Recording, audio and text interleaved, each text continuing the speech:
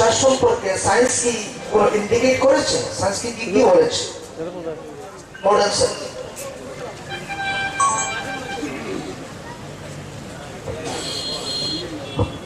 अस्सलामु अलैकुम रहमतुल्लाहि व बरकातुहू। बहुत बेहतरीन सवाल है और इसका जवाब भी बहुत खूबसूरत। अल्लाह तबारक व तआला कुरान में इरशाद फरमा रहा है, सूरत नंबर 36 सूरह यासीन आयत नंबर 33 व आयतुल लहुमुल अर्दुल मैतह अहयैनाहा وَأَخْرَجْنَا مِنْهَا حَبًّا فَمِنْهُ يَأْكُلُونَ وَجَعَلْنَا فِيهَا جَنَّاتٍ مِّن نَخِيلٍ وَأَعْنَابٍ وَفَجَّرْنَا فِيهَا مِنَ الْعُيُونِ وَآيَةٌ لَهُمُ الْأَرْضُ الْمَيْتَةُ۔ اللہ تبارک و تعالیٰ قرآن میں ارشاد فرما رہا ہے کہ ہم مردہ زمین کو زندگی دیتے ہیں۔ غور کریں اس پر، ہم مردہ زمین کو زندگی دیتے ہیں، ہم مردہ زمین کو زندگی دیتے ہیں۔ تو جواب آپ کی طرف سے آنا چاہیے کہ اگر اللہ سبحانہ وتعالی قرآن میں اعلان کر رہا ہے کہ ہم مردہ زمین کو زندگی دیتے ہیں، تو کیا اللہ تبارک و تعالی انسان کو زندگی نہیں دے سکتا؟ جواب ملتا ہے، اگر اللہ تبارک و تعالی مردہ زمین کو زندگی دے سکتا ہے اور دیتا ہے، تو اللہ سبحانہ و تعالی مردہ انسانوں کو زندگی دیتا ہے اور بروز قیامت کے دن وہ دے گا۔ حشر کے میدان میں سب جمع ہوں گے، حساب و کتاب ہوگا، نامہ اعمال کے مطابق جنت اور دوزخ کا فیصلہ ہوگا۔ اللہ تبارک و تعالی قرآن میں ارشاد فرما رہا ہے، فَلْيَنظُرِ الْإِنسَانُ أَن لَّن نَّجْمَعَ عِظَامَهُ بَلَىٰ قَادِرِينَ عَلَىٰ أَن نُّصَوِّيَ بَنَانَهُ۔ اللہ تبارک و تعالی ارشاد فرما رہا ہے، أَيَحْسَبُ الْإِنسَانُ أَن لَّن نَّجْمَعَ عِظَامَهُ بَلَىٰ قَادِرِينَ عَلَىٰ أَن نُّصَوِّيَ بَنَانَهُ۔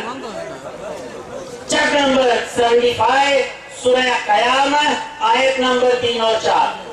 أَيَحْسَبُ الْإِنسَانُ أَن لَّن نَّجْمَعَ عِظَامَهُ بَلَىٰ قَادِرِينَ عَلَىٰ أَن نُّصَوِّيَ بَنَانَهُ۔ کیا انسان یہ سمجھتا ہے کہ مرنے کے بعد ہم اس کی ہڈیوں کو جمع نہ کر دیں گے؟ ارے ہم تو اس کی انگلی کے پوروں کو بھی جوڑ دیں گے، ہم اس کی انگلی کے پوروں کو بھی جوڑ دیں گے۔ اسے کہتے ہیں فنگر پرنٹنگ۔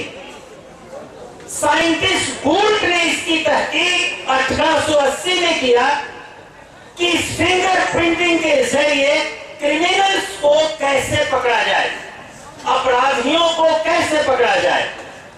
اور آپ جانتے ہیں کہ پوری دنیا میں اللہ کی فیکٹری سے بنا ہوا ایسا انسان ہے کہ دو انسانوں کے انگوٹھوں کے نشان ایک جیسے نہیں ہو سکتے۔ یہی نہیں، اگر جڑواں بہنیں ہیں اور یا جڑواں بھائی ہیں تو ان کے انگوٹھوں کے نشانات برابر نہیں ہو سکتے۔ پتہ یہ چلا اللہ تبارک و تعالی بروز قیامت ہڈیوں کو جوڑ دے گا، انگلی کے پوروں کو جوڑ دے گا، اور حضور کی حدیث مبارکہ کے مطابق ایک ایک قبر سے کم 70 مردے اٹھیں گے۔ اب سائنٹیفک نظریے سے آپ یہ سوچ رہے ہوں گے کہ زندگی کیسے دیتا ہے، تو اس کے پہلے میں آپ کو سمجھاؤں کہ اللہ تبارک و تعالیٰ مردہ زمین کو زندگی کیسے دیتا ہے۔ یہ میدان جہاں بیٹھے ہیں، میں آپ سے پوچھوں کیا کوئی گھاس نظر آ رہی ہے؟ آپ بولیں گے نہیں۔ لیکن اگر یہاں پر بارش ہو اور صرف 2 دن کے لیے 3 دن کے لیے چھوڑ دیا جائے تو آپ یہاں پہ ہریالی نظر آئے گی۔ معلوم یہ پڑا کہ گھاس یہاں پر نظر نہیں آ رہی ہے، لیکن اس کے جینس جو ہے ایک جینیٹک کوڈ یہاں پر موجود ہے اور ڈی این اے کا ڈبل ہیلکس ہوتا ہے جسے واٹسن اور کرک نے ڈسکوری کی, انہیں نوبل پرائز ملا. ان میں بیسس ہوتے ہیں ATGC, ایڈینین تھائمین گوانین سائٹوسین. یہ ہائیڈروجن بانڈ کے ذریعے جڑتے ہی ان میں زندگی آ جاتی ہے. تو گھاس کے جینیٹک کوڈ اس زمین میں موجود ہے. اگر بارش ہوئی تو پانی جسے آپ جل کہتے ہیں, water is life, Jal Jeevan ہے. کیوں جل کو جیون کہا گیا؟ اس لیے کہ اس جل کے پڑنے سے ہی زندگی مل جاتی ہے. اور دوسری بات, cell sap contains 70 to 80% of water. اگر ایک تندرست انسان ہے, ہیلدیئر انسان ہے, تو اس کے جسم میں 70% پانی کا ہونا ضروری ہے. اور ایک اچھے تندرست انسان کو دن بھر میں 5 لیٹر پانی پینا چاہیے. جل جیون ہے. واٹر میں ہائیڈروجن بانڈنگ ہوتی ہے. جیسے ہی بارش ہوتی ہے یہ پانی ہائیڈروجن دیتا ہے ڈی این اے کے ڈبل ہیلکس کو. جیسے ہائیڈروجن بانڈ بنتا ہے اس میں سے اسپراؤٹنگ ہوتی ہے اور گھاس اگ جاتی ہے. یہی نہیں, آپ نے بلڈنگ کی دیواروں پر بھی دیکھا ہوگا بارش کے موسم میں وہاں پہ بھی گھاسیں نظر آتی ہے, ماس اینڈ فل. یہی معاملہ ہوگا بروز قیامت.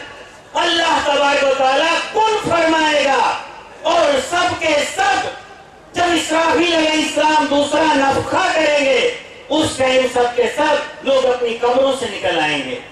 پتہ یہ چلا کہ اللہ تبارک و تعالیٰ کی قدرت کاملہ ہے. اللہ تبارک و تعالیٰ جس چیز کا ارادہ کرتا ہے کہتا ہے ہو جا تو ہو جاتی ہے. انما امرہ اذا اراد شیئا ان یقول لہ کن فیکون.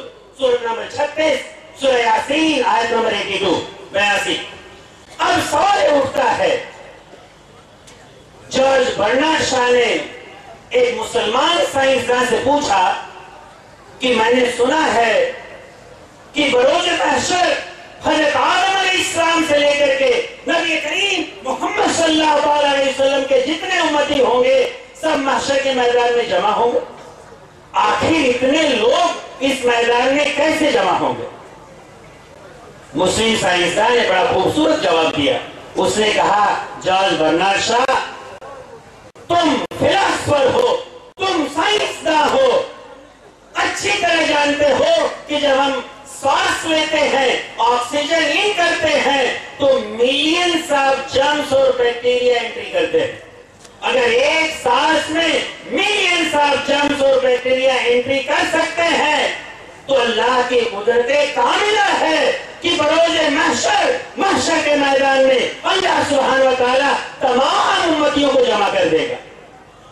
اب دوسرا سائنسدان ماڈرن سائنٹسٹ کہہ رہا ہے کہ اگر حضرت آدم علیہ السلام سے لے کر بروز قیامت تک جتنے لوگ اس روئے زمین پر آئے اگر ان کا جینیٹک کوڈ ڈی این اے جمع کیا جائے تو سب کا جینیٹک کوڈ چائے کے ایک کپ میں آ جائے گا. چائے کے ایک کپ میں آ جائے گا. تو پتہ یہ چلا اگر ان سب کے جینیٹک کوڈ ایک کپ میں آ سکتے ہیں تو اللہ کی قدرت کاملہ ہے. اللہ تبارک و تعالیٰ اس میدان کو وسیع کر دے گا اور سب کے سب وہاں پر جمع ہو جائیں گے اور اس کے بعد حساب اور کتاب ہوگا اور اس کے بعد جنت اور دوزخ کا فیصلہ ہوگا. اب سوال اٹھتا ہے, قرآن کہہ رہا ہے سبحان الذی خلق الازواج كلها مما تنبت الارض من انفسهم ومما لا يعلمون. چیپٹر نمبر 36 سورہ یاسین آیت نمبر 36. اچھی طرح یاد رہے گی آپ کو 36. اس میں اللہ ارشاد فرما رہا ہے تمہارے لیے نشانی ہے, پاک ذات ہے اللہ سبحانہ و تعالی جس نے ہر ایک چیز کے جوڑے بنائے. میں ریپیٹ کروں گا, ہر ایک چیز کے جوڑے بنائے. اور ہم بہت پریشان رہتے ہیں کہ اللہ تبارک و تعالیٰ میرے بیٹے کی شادی نہیں ہو رہی, میری بیٹی کی شادی نہیں ہو رہی ہے. اللہ وعدہ کر رہا ہے، پاک ذات ہے اللہ تبارک و تعالیٰ جس نے ہر ایک چیز کے جوڑے بنائے. کس چیز کے؟ جو زمین اگاتی ہے اور تم انسانوں کے، اور اس کے ساتھ ساتھ جو تم نہیں جانتے. غور کریے، ہمارے جوڑے نر اور مادہ، زمین میں جو چیزیں اگ رہی ہیں، پودے ہیں، درخت ہیں، ان کے پھولوں میں بھی نر اور مادہ ہے. اینڈوشیم اور gynoecium, botany people know very well. لیکن کچھ ایسے پھول ہیں جن میں پارتھینوکارپک فروٹس آتے ہیں، جیسے انجیر اور دوسرا کیلا، بنانا اینڈ فگ. لیکن ان میں بھی نر اور مادہ کے نشانات ہیں. یہ بھی آپ سمجھ گئے. قرآن اعلان کر رہا ہے کہ ان چیزوں کے بھی جوڑے ہیں جسے تم نہیں جانتے. میں آپ سے پوچھنا چاہوں گا، یہ اللہ کا آخری کلام کس صدی میں نازل ہوا؟ 7ویں صدی میں نازل ہوا. نبی کریم صلی اللہ علیہ وسلم ظاہری طور پر جب اس روئے زمین پر آپ تشریف لائے تو اس وقت الیکٹریسٹی نہیں تھی. آپ جانتے ہیں الیکٹریسٹی میں ایک پازیٹیو ہوتا ہے، ایک نیگیٹو ہوتا ہے. پازیٹیو نر ہے، نیگیٹو مادہ ہے. بیکٹیریا میں گرام پازیٹیو ہوتا ہے، گرام نیگیٹو ہوتا ہے. میٹل ہوتا ہے، نان میٹل ہوتا ہے. پتہ چلا اللہ تبارک و تعالیٰ نے ہر چیز کے جوڑے بنائے. اور اللہ تبارک و تعالیٰ قرآن میں پھر اعلان کر رہا ہے، چیپٹر نمبر 51 سورہ ذاریات verse نمبر 49، وَمِن كُلِّ شَيْءٍ خَلَقْنَا زَوْجَيْنِ، اور ہم نے ہر ایک چیز کے جوڑے بنائے. آپ اچھی طرح جانتے ہیں کہ جتنے پودے ہیں، جتنے درخت ہیں، سورج کی روشنی میں فوٹو سنتھیسس کرتے ہیں.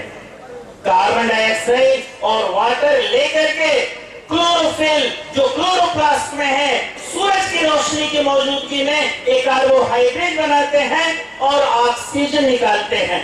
میں آپ کو فلسفہ بتاؤں کہ آپ گارڈن میں گھومنے کیوں جاتے ہیں؟ اس لیے جاتے ہیں وہاں پر تازی ہوا آپ کو ملتی ہے.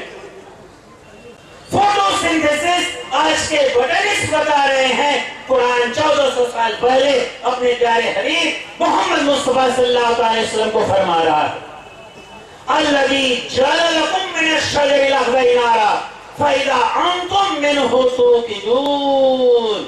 اللہ تبارک و تعالیٰ نے ہرے پودوں سے، ہرے درختوں سے تمہارے لیے آگ کو بنایا جس سے تم سلگاتے ہو.